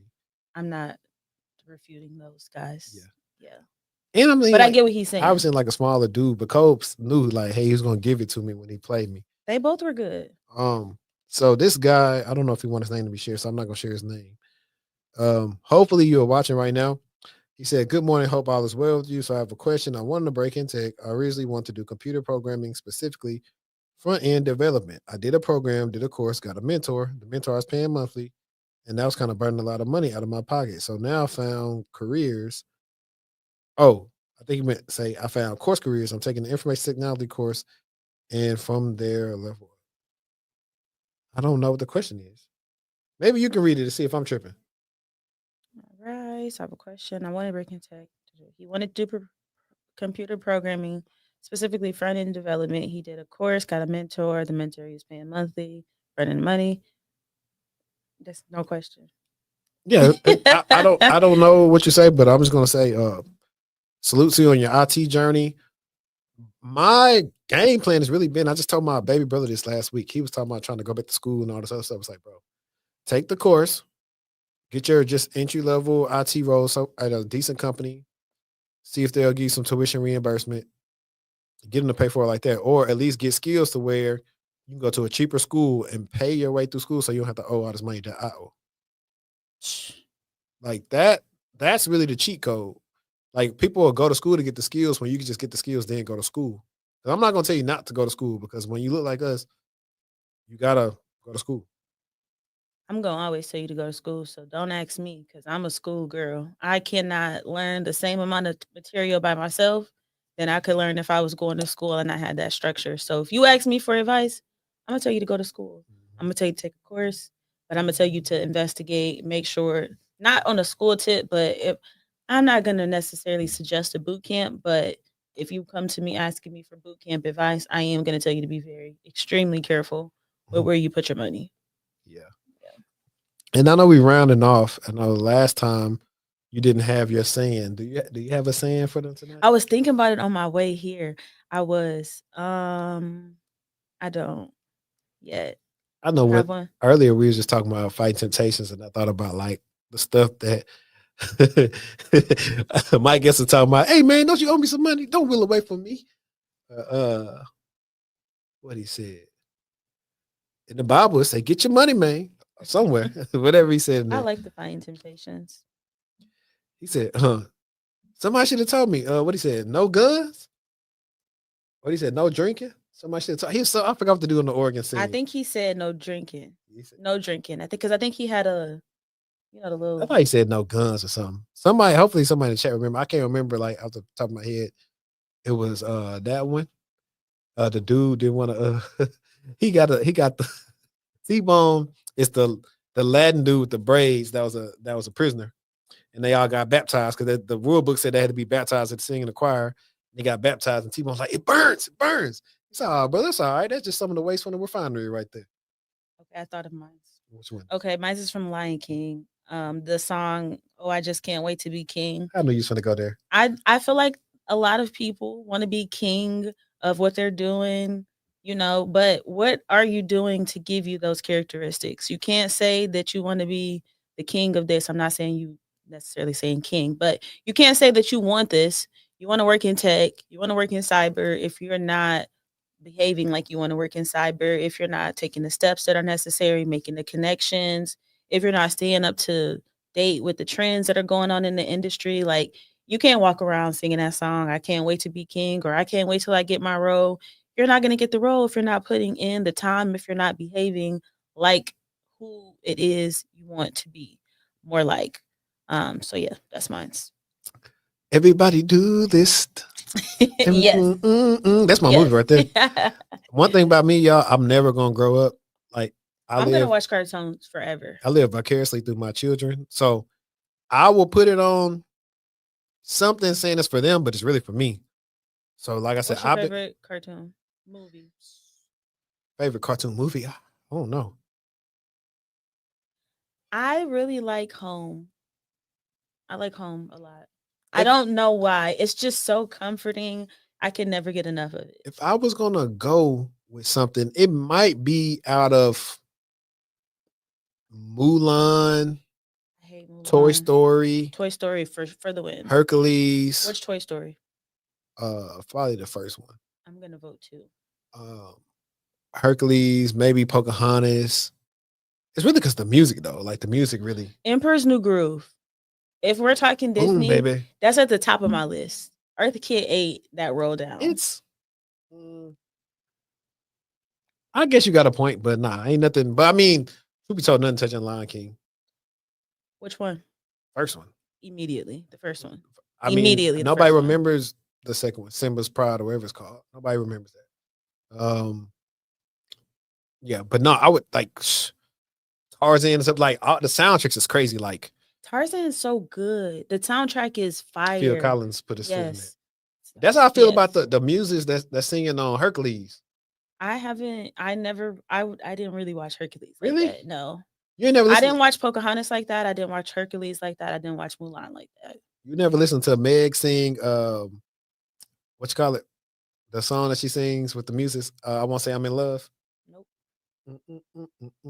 Man, listen, them songs you could drive around and be listening to, like, hey, this jam. Because, like, back then the requirement was like, hey, these people got to sing. Like they had singers on them shows and they were singing. What is the one with the dogs and the pasta? The dogs with the dogs and the possum. Yeah, and the dogs were like eating spaghetti.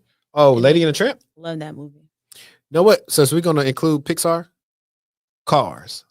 Hate Cars. Ciao. This me. Hate it. But look, see, all right, I'm finna end y'all on this. But like I said, when you get older, that's when you see all these adult things you shouldn't be paying attention to. In your windows. Is that how you say it? When Lightning McQueen almost wins the first race, the two girls are saying lightning and they flash their lights.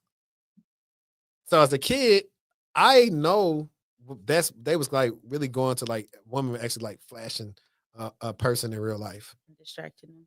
Yeah. They wouldn't distract. He was that guy. What about Monsters Inc? All I know is Mike Wazowski. That's not one of my favorites, to be honest. It's not one of my favorites, but I didn't care about it that much. Yeah. I didn't care about that much. So I don't know. Y'all let us know y'all favorite movies in the comments. We're gonna let y'all get back to he's talking about, hey, what you know about Fern Gully? I know about Fern Gully. We used to watch all the movies. So like Fern Gully, and then like, for example, Disney had Aladdin, and then it was the I didn't watch that either. So it's Aladdin, and then it's another movie that's really the same movie, but it's different. It's called The Thief and the Cobbler or something like that. I have to double check with my cousin. What about The Hunchback of Notre Dame? I used to eat that movie up. Eat it up. They did him so wrong. It was cool. It was cool. Like I said, but y'all already know, like, my favorite movie is School of Rock.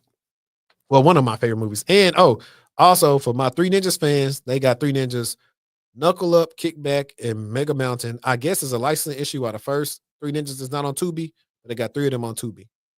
So check them out on Tubi. Check out McGraw Ave. Check out Lioness.